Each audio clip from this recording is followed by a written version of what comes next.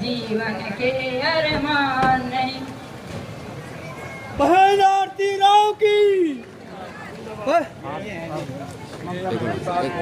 जिला मंत्री हैं और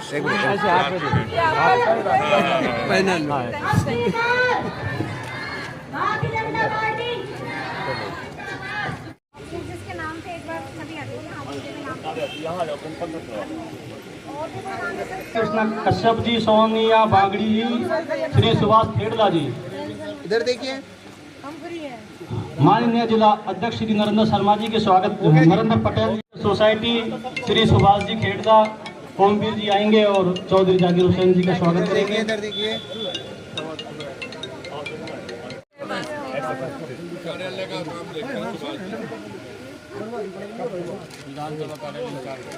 भारत माता की। एक सोसाइटी श्री सुभाष जी खेड़ला, ओमवीर जी आएंगे और चौधरी जाकिर हुसैन जी का स्वागत करेंगे। इधर देखिए।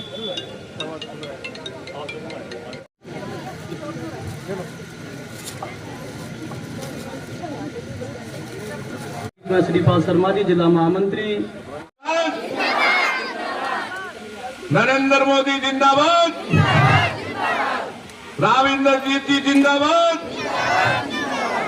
बहन आरती, नारी शक्ति आप सबके लिए अपने बार, नारी शक्ति जिंदाबाद, नारी शक्ति जिंदाबाद। बहुत ही आदरणीय। 25 तारीख को हरियाणा में लोकसभा के चुनाव होने जा रहे हैं।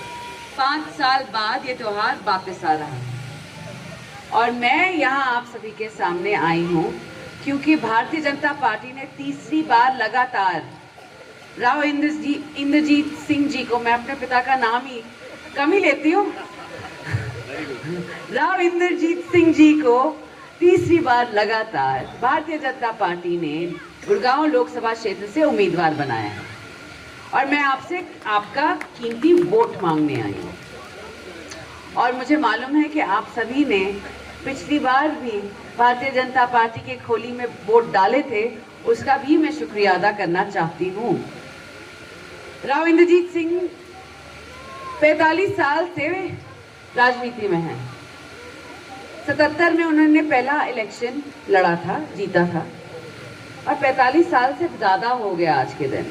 मगर आज भी जब भी ईमानदारी के नाम आता है, ईमानदार नेताओं का नाम आता है, तो सबसे पहला नाम जो आपके सामने आता है वो राव इंद्रजीत सिंह जी का है।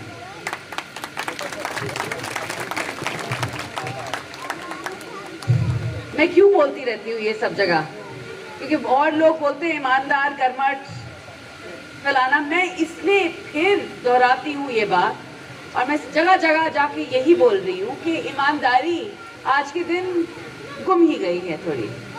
मगर 45 साल बाद भी जब कोई नेतृत्व कर रहा है एक ऐसे लोकसभा क्षेत्र का जो हरियाणा में सबसे ज़्यादा अपनी सरकार को पैसा देता हो, क्योंकि सबसे ज़्यादा कमाता हो हमारा गुड़गांव लोकसभा क्षेत्र, और फिर भी वहाँ का नेतृत्व करते करते वो नेता सबसे ईमानदार कहलाता हो, 45 साल की राजनीति के बाद भी साफ छवि हो, बेदाग दामन हो, तो आप क्या समझते हैं? ये बड़ी बात नहीं है, बहुत बड़ी बात है।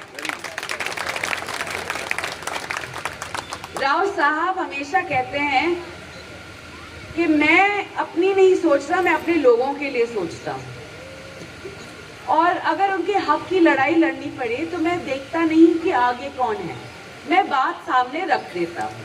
और इन्होंने बहुत बारी ये सिद्ध भी किया है करके। इस बारी जब मैंने पूछा कि आपके लिए मैं जाके वोट मांगूं तो मैं क्या कहूँ लोगों से, तो उन्होंने कहा सीधी बात है, पहली बात तो हमारे प्रधानमंत्री जी का एक सपना है एक विकसित भारत देखने का, और विकसित भारत की कड़ी में पिछले 10 साल में जो विकास कार्य हुए हैं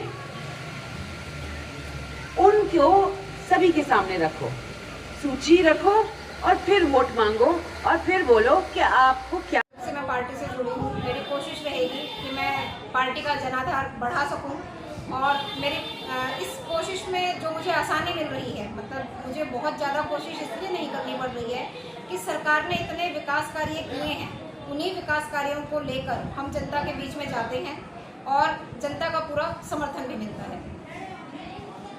आज का जो हमारा प्रोग्राम था जिसमें मुख्य अतिथि आरती राव जी थी, लोगों का पूरा समर्थन मिल रहा है, खासतौर से महिलाओं का, जो देखने को भी मिला।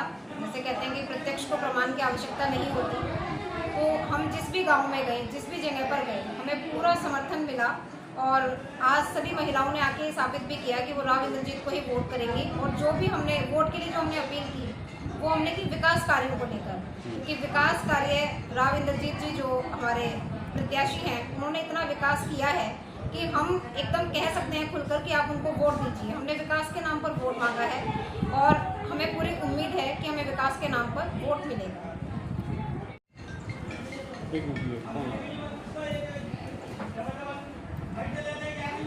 आज आरती राव का